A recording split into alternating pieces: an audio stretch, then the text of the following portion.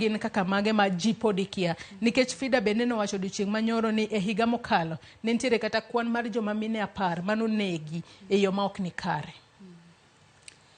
Erokamano Joyce, en wach malit ahinya makoro mako chunjwa kaka joma kedo ne weche mag ratiro mag joma mine gi joma nyithindo.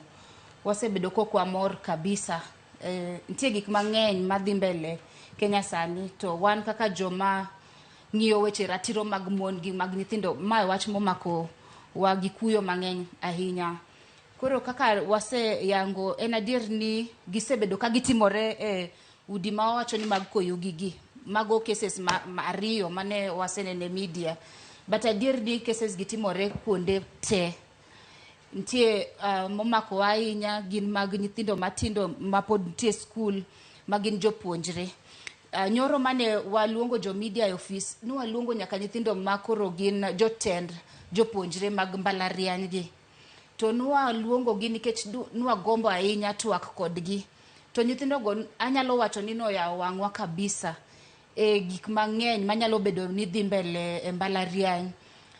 Koro sani watemo ng'iyo kaka wanyalo tiyo kodgi mang'eny mondo wadhi nyaka e mbalariany mondo wanyal wuoyo gi jopuonjre go matut mondo wang'e ane ni ere kaka giyudre e kuonde machalo kamago.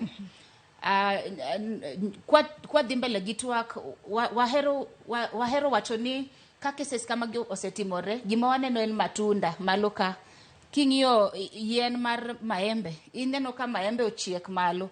To maembe ni kapok ochiek, nitie gik mang'eny ahinya madhi mbele e buoye koni, e roots. Koro sani watemo ng'iyo ane ni en ang'o manyalo bedo ni kelo hinyruok machalo kamano. Koro en wach malit ahinya, Joyce, omako chunywa matek.